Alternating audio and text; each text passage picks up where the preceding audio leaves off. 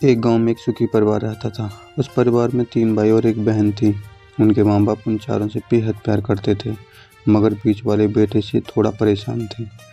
बड़ा बेटा पढ़ लिख कर डॉक्टर बन गया था और छोटा बेटा भी पढ़ लिख कर इंजीनियर बन गया था, मगर बीच वाला बेटा बिल्कुल गंवार और आवारा किस्म का था।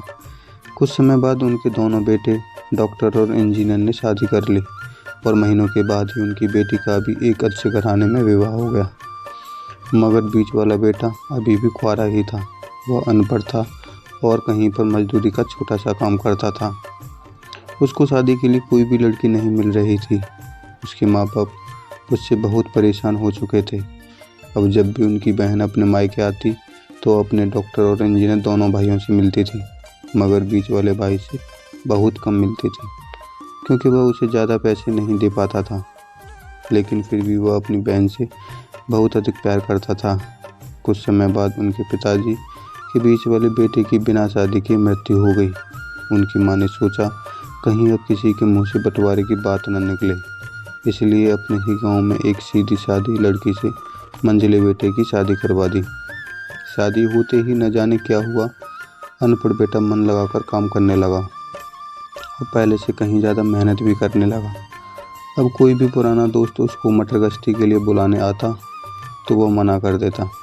एक दिन उसके डॉक्टर और इंजीनियर भाई ने सोचा कि यह तो गंवार और अनपढ़ है, हम इससे कहीं ज़्यादा पैसे कमा लेते हैं, इसलिए अब हमें बंटवारा कर लेना चाहिए।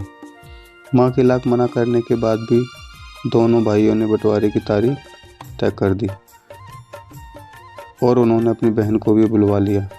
तभी उनका गंवार भाई कहता है कि तुम लोग बंटवारा कर लो, मुझे जो बचे दे देना या ना देना, मैं शाम को आकर अंगूठा लगा दूंगा। तभी उसकी बहन कहती है, अरे बेवकूफ़, तू तो हमेशा बेवकूफ़ ही रहेगा, ज़मीन का हिस्सा तो आमने सामने बैठकर होता है। और उसकी माँ भी उसे काम पर जाने से रोकती है। उसी वक्त वकील भी आ जाता है और कहता है कि आपका सारा हिस्सा मिलाकर 10 बीघा ज़मीन और एक मकान है। अब यह बताओ किसको कितना हिस्सा देना है, मैं उसी हिसाब से कागज़ बनवा दूंगा। तब गंवार भाई कहता है, वकील साहब 5-5 बीघा ज़मीन हमारे दोनों भाइयों के नाम लिख दो और यह हमारा घर है, मेरी प्यारी बहन के नाम कर दो। तब दोनों भाई पूछते हैं कि तू अपने हिस्से में क्या लेगा।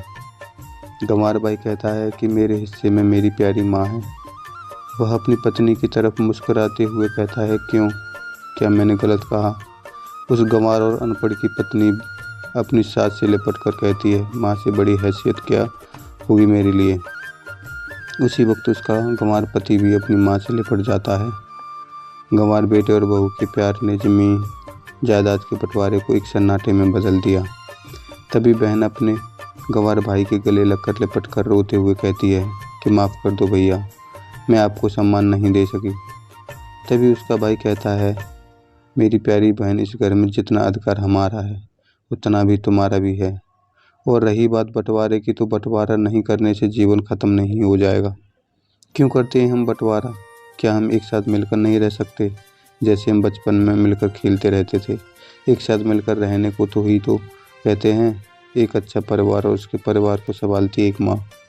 तभी उनके दोनों भाई भी बहुत शर्मिंदा होते हैं और बंटवारे के सभी कागज़ फाड़ कर फेंक देते हैं। और उस दिन के बाद से उनका पूरा परिवार खुशी खुशी एक साथ रहने लगा।